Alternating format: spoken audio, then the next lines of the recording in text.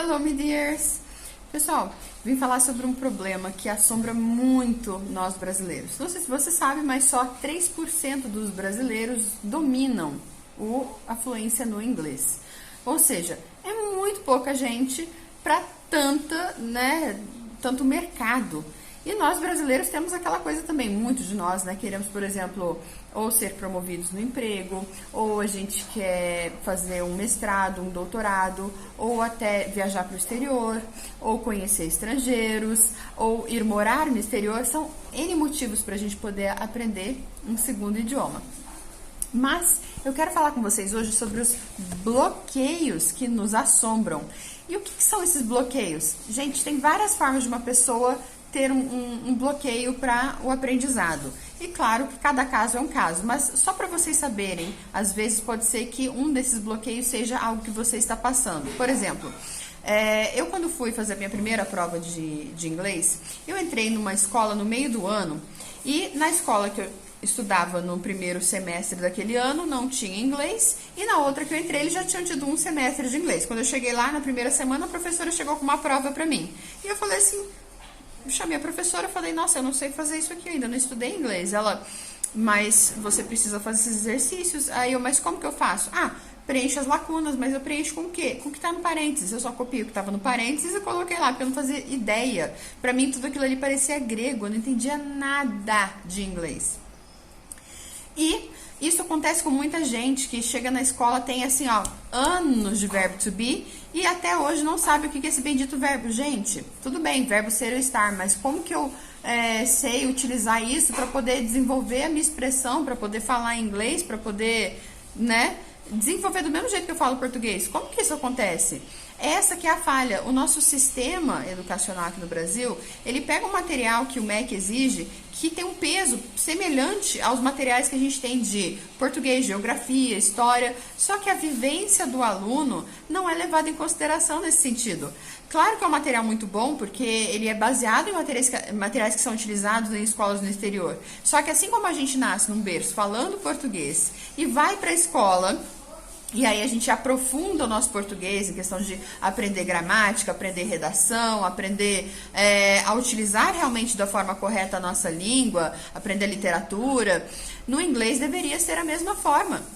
Só que a gente não tem esse contato de escutar o inglês, vivenciar o inglês, falar o inglês. E por isso que existem muitas escolas de idioma aqui no Brasil, para poder auxiliar as pessoas. Só que, infelizmente, existem escolas muito boas e existem escolas que estão ali só para roubar o seu dinheiro. E, inclusive, se vocês quiserem entrar em contato comigo para poder saber, Emily, quais escolas você recomendaria, quais metodologias, porque não tem só o método que eu dou aqui, tem vários outros métodos. E para cada pessoa tem uma forma diferente de aprender. Claro que tem que respeitar muito a forma natural do nosso aprendizado. A gente, quando era criança, pai e mãe falavam assim, vou passar um café, vou lavar uma louça, e a gente não precisava traduzir isso para uma outra língua. Seu pai chegava para você e falava para você arrumar a sua cama, você não traduzia para uma outra língua. Então, esse reflexo natural de você entender aquilo ali e se expressar simplesmente com o sentimento, que nem se eu perguntar para você se você gosta de chocolate, você não precisa nem responder. A ideia, o chocolate, aquilo, você compreendeu o que eu falei. Entende o que eu quero dizer? Então, esse mesmo reflexo de compreensão que a gente quer desenvolver no inglês, de forma natural.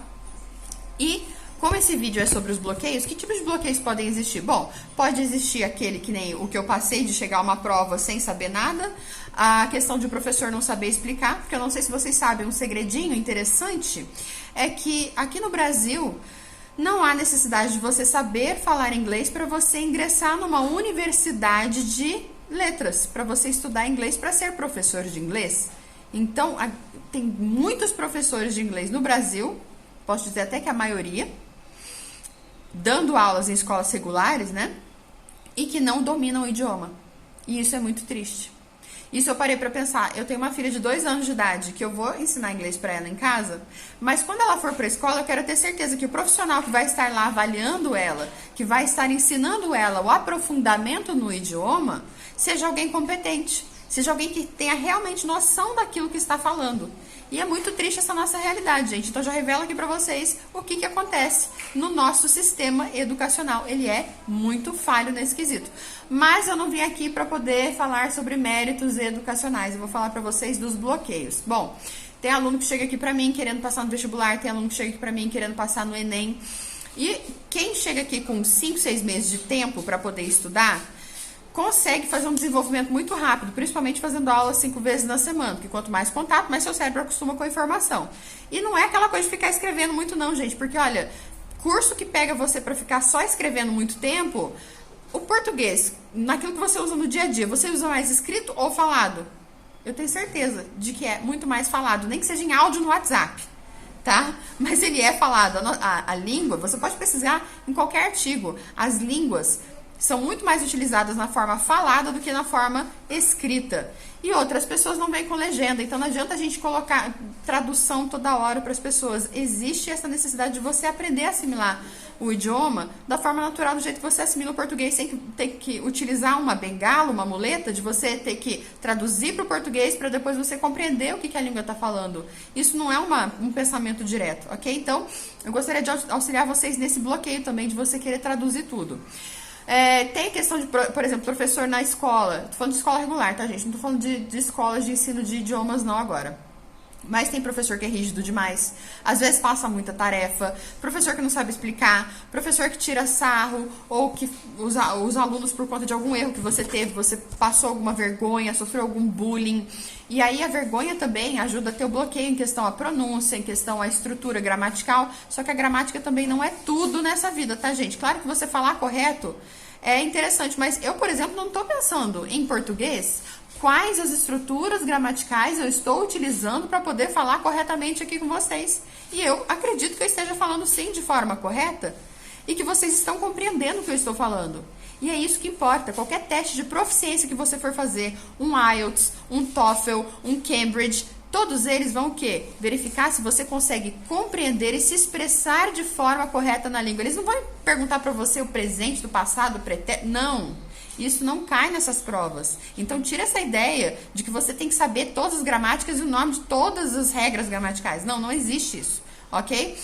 A não ser que você vá seguir para essa carreira de ensinar um idioma. Aí, ok, concordo com você, ok? A outra questão é a timidez. Se a pessoa é tímida, aqui no Brasil a gente está acostumado a pessoas expansivas. E às vezes até os pais têm uma certa dificuldade em lidar com uma criança tímida. E isso acontece muitas vezes aqui, do pai chegar e falar assim, nossa, eu não sei o que eu faço com meu filho, que meu filho é tímido, que meu filho não destrava, que meu filho até na escola tem dificuldade. Calma. Se você pegar países desenvolvidos como a Finlândia, o Japão, é normal você ser tímido. E até um pouco bem visto, são pessoas que observam mais o que está acontecendo no ambiente em volta. Elas não são muito de executar as coisas de forma rápida, do jeito que as outras crianças aqui na nossa cultura normalmente são, mas elas são muito intelectuais sim. Ok? Então, aproveite para ver quais são os potenciais do seu filho de outras formas. Às vezes um psicólogo pode auxiliar nisso. E tem artigo até da Super Interessante, da Isto É, falando sobre isso. Você pode pesquisar no Google. Eu tô falando coisa que eu já vi até em artigo, não é coisa da minha cabeça. Ok? E eu não sou psicóloga, mas eu pesquiso as coisas. Então, o tímido, ele pode ter sim um pouco mais de dificuldade, mas isso não limita ele a não aprender o idioma. Inclusive, a gente tem muita flexibilidade de cursos para os tímidos também poderem aprender aos pouquinhos, ok? Mas eu tô falando de aprender aos pouquinhos, não tô falando para você passar 6 anos num curso de idiomas, não, pelo amor de Deus. Não deve demorar tudo isso de tempo para você aprender o idioma. O ideal seria que você tivesse contato todo santo dia, simulando a imersão no idioma, que seria aquela coisa de você ir para o país onde a língua é falada. Mas, em algumas situações, a pessoa ou não tem disponibilidade de agenda, ou não pode pagar um curso desses, ok?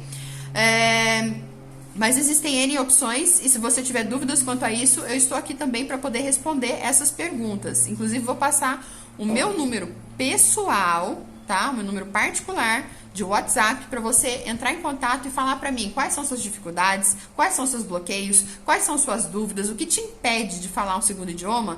Porque hoje em dia, mesmo que você não vá viajar nem nada, eu que estou aqui no interior de Minas Gerais, disponibilizando uma metodologia, que é muito bacana, que não é uma metodologia nova. Na realidade, ela já está há 60 anos no mercado, mas aqui no Brasil ela não é tão dissipada como os famosos, que tem comerciais grandes e tem marcas muito famosas, mas que às vezes não desenvolvem tanto a vivência do aluno. É para isso que eu tô aqui, ok? E já vou falando para vocês que existem, não é só esse método que eu uso não, porque ele também não é perfeito, tá? Existem N métodos no Brasil que você pode utilizar. Hoje em dia tem possibilidade de você estudar em metodologias lá no exterior também. Tem metodologias no exterior também que as pessoas podem passar a perna em você. Que, por exemplo, teve aluno que foi fazer intercâmbio, chega lá, eu só tive contato com brasileiro na minha sala e só tinha curso de gramática também para aprender. Porque também acontece de estrangeiro ensinar o inglês do jeito que ele está acostumado a ensinar na escola para aqueles que já têm o contato com o inglês, a vivência no inglês. Ele não passa por aquele processo de ter o ensino da assimilação básica, tá? Então é interessante até que seja assim um professor estrangeiro, no sentido de, por exemplo, estou falando agora, os brasileiros são estrangeiros em relação a quem fala nativamente uma língua, ok? Por exemplo, eu para ensinar português para alguém, hoje em dia eu tenho uma outra visão do que eu tinha quando eu estava na escola, por exemplo. Se eu fosse ensinar português para um estrangeiro quando eu estava na época da escola, eu ia tentar ensinar do jeito que eu via nos livros da escola e não tentando ensinar as coisas do dia a dia para as pessoas. Entendeu o que eu quis dizer com isso? Se não, também eu posso responder no WhatsApp. Pode mandar a pergunta aí para mim, ok? E outra coisa que pode ser um bloqueio para você, problema de dicção. Às vezes você tem dificuldade de pronunciar as coisas até no português e no inglês a sua língua não vai, a sua bochecha não vai. Você tem que fazer exercícios de fonoaudiólogo. Gente, eu tenho fonoaudiólogo para poder dar apoio nisso aqui também na escola, que dá treinamento para os professores de como proceder nesse sentido. O nosso coordenador pedagógico, ele dá suporte personalizado. Por que personalizado? Porque cada caso é um caso, cada pessoa tem uma velocidade de aprendizado, cada pessoa tem uma dificuldade diferente, cada um no seu particular. E aí tem uma psicóloga também que auxilia ele, dá suporte em questão a cada dúvida que ele tem, que não é assim, por exemplo, de problema corriqueiro, para a gente poder saber como proceder com aquela pessoa, para também não gerar mais bloqueios, porque isso pode acontecer também, né? Então a gente está aqui para exatamente trabalhar com o indivíduo como um ser humano, ok? E a outra coisa é, por exemplo, eu acho difícil, não sei como que eu vou aprender esse negócio. Calma. O cérebro, ele é um músculo. Então, vamos supor que você... Vou colocar eu nessa história de novo. Depois que eu engravidei de Giovana, eu cheguei aos 100 quilos. E eu só tenho 1,68 de altura. Então, eu estava muito gordinha. Eu estava bochechuda. Se você ver vídeos anteriores meus, você vai ver que eu tô com o cabelinho curtinho. A bochecha tá aqui, ó. Então, exatamente. Isso que eu quero falar pra vocês. Se eu entrasse na academia logo de cara, eu não ia aguentar fazer um treino que eu faço hoje em dia, com 77 quilos. Por que isso? Porque aprender, utilizar esse músculo aqui, é um processo que demanda dedicação, que demanda criar um hábito, assim como a gente melhorar a nossa musculatura, ok? Porque o cérebro também é um músculo. Então, eu quero auxiliar vocês a criar esse hábito, ok? Eu não quero deixar esse vídeo mais longo, espero poder ter ajudado vocês. Podem entrar em contato comigo, meu WhatsApp tá aí pra vocês na descrição do vídeo. Um beijo, espero ter realmente ajudado. Se você ficou com raiva de mim também, manda pra mim no WhatsApp, fala, Emily, eu não entendi por que você falou tal coisa.